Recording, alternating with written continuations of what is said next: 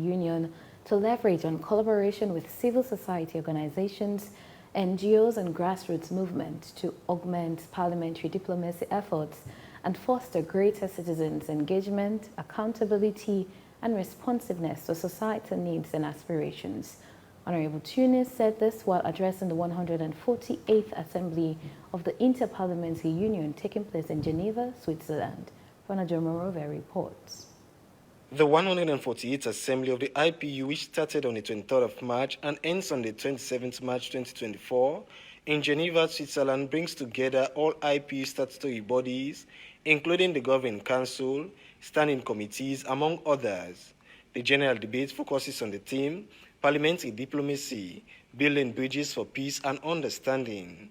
It provides a platform for delegates to deliberate, exchange views, and galvanize parliamentary action in this area.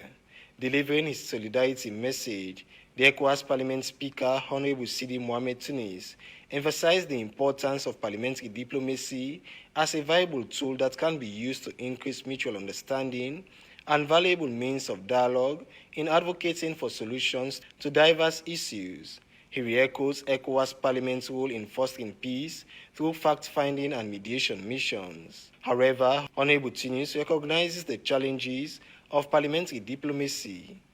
Notwithstanding the benefits that can be derived from parliamentary diplomacy, escalating geopolitical tensions, regional conflicts, and power rivalries pose significant challenges to parliamentary diplomacy, hindering cooperation, dialogue, and consensus building among nations.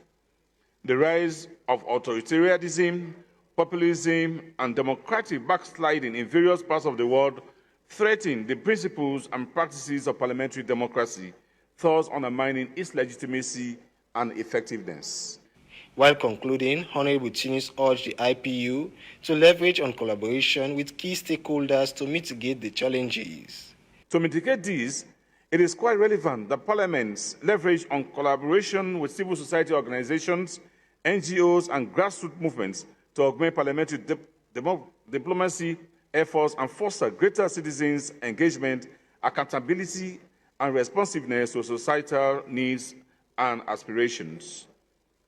The ECOWAS Parliament is open to sharing experiences on such partnerships, as well as promoting ideas that will enhance parliamentary diplomacy and the benefits that can derive therefrom in building peaceful and prosperous societies.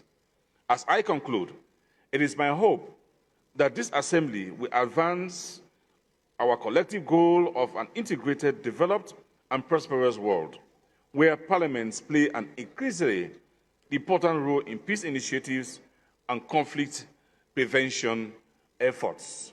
The Assembly is expected to conclude with the adoption of an outcome document on the overall theme of the general debates. Ronald Jomorovia, AYV News. In Sierra Leone, the widespread use of the synthetic drug kush is wreaking havoc on communities, leading to devastating consequences. Despite pleas from various sectors, from government intervention, the drug continues to proliferate, leaving many in a state of despair and calling for urgent action. Even though kush addicts are faced with severe health complications, there are still human rights abuses being meted on them, such as mob justice, assaults, and most recent, shaving off the hair on their heads in a despicable manner. This has prompted Vice Chairperson of the Human Rights Commission of Sierra Leone, Victor Lansana, to call on government to declare kush as a public health emergency. Emmanuel Boa reports. The synthetic drug known as kush continues to eat away the lives of 8 users in Sierra Leone. Many have become addicted to the drug, finding it difficult to quit and increasing the demand among its users. The torment, you dey sick, you bone only dey feel. When you never go find out for make am, you dey die. All everybody on the city in street, I will never make way for let them get for smoke. So when we go say them, let them fence until they flush this, push out the system. Some communities have resorted to mob justice on these kush addicts, resulting in the vandalism of many drug-selling centers. These community members are taking their security into their hands as they do not seem to rely on the security sector.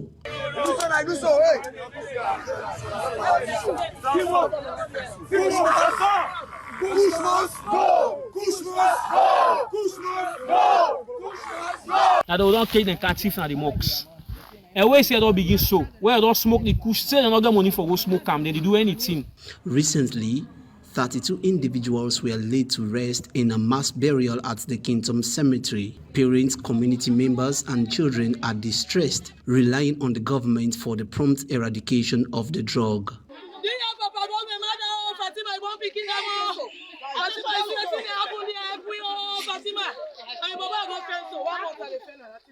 A recent video of a child who is most likely less than 10 years from Konomani Park in Kono district seemed to have been under the influence of kush. He sends this message to the government. Marabio we go Shirona Parliament. Marabio we go Salon for now. They are big. Marabio this message. I send to you today. Any side day where you get this message. Police push na this country. This push don't cause trouble. It don't cause trouble. Exactly. As some cause no be there, so they now. So Marabio, I send this message to you now today. We try police push na this country. Finna this night for tomorrow. They don't. Lock all sides. Who said they push the push? Vice Chairperson at the Human Rights Commission Sierra Leone, Victor Idris Alansana ESQ, has condemned mob justice together with the recent shavings and the undignified burial of alleged kush victims. As the national institution responsible to protect and promote human rights of our people, we are very much concerned. We've seen the kind of indignity that surrounds this whole thing. We've seen how assault has even come in, by beating up these young people. So all of these things are very telling, and we believe that government must not sit down and wait until we have to bury another set of young people in drones. We didn't have to wait until Corona killed one person before we declared a state of emergency. In just over 2 years, kush has become a notorious name in the Sierra Leonean community, leaving promising youth, including pupils and even university students, in a state of limbo. If the fight against kush is to succeed, the National Drug Law Enforcement Agency has a crucial role to play. However, the Executive Director, Andrew Jaikaka, is concerned with the fact that the institution is understaffed and lacks essential mechanisms to combat this menace in Sierra Leone. However, the unanswered question still remains: what steps has the government taken in all of this other than declaring kush public health emergency? Nevertheless, the public, civil society organizations, senior citizens, and the Fourth Estate and human rights activists are looking forward to the prompt eradication of kush and certainly a statement from the president in addressing the issue. Emmanuel Boa, AYV News, Freetown. Now, still on kush, the Cambia Police Division has launched a major operation against drug cartels in 3 communities of Cambia Township, Rukupo and Bamoiluma, respectively. In a raid in the early hours of yesterday, the police dismantled some major cartel operating within Cambia District and its surrounding. Our reporter Mariana Maria Bangura has the full details. As the national fight against harmful drugs continues across the country, the Cambia Police Division over the weekend raided some drug cartels within Cambia District and its surroundings. The operations team of Cambia Police Division, under the supervision of the local unit's commander, CSP Abubakar Magona, conducted intense raids on ghettos and places used for the sales and consumption of harmful drugs, especially kush and cannabis sativa, on the outskirts of Cambia and within the township. The operations team raided the ghettos and demolished some cartels in Medina Town, Tonkolimba Chiefdom, in an effort to discourage the sales and intake of harmful drugs, especially kush and cannabis sativa. During the raid in Medina Town, an alleged notorious drug dealer by the name of Mohamed was nabbed by the operations team with unlawful possession of large quantities of kush and cannabis sativa.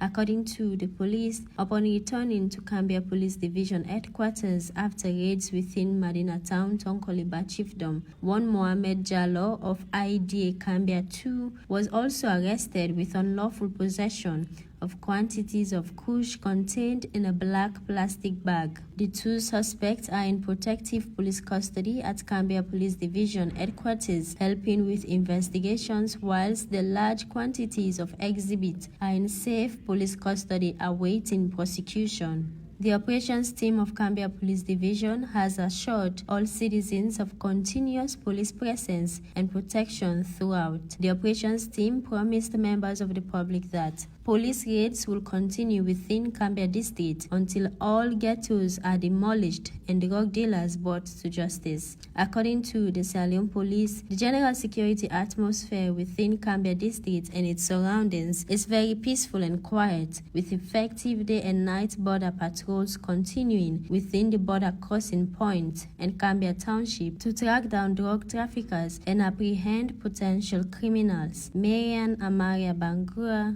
AYV.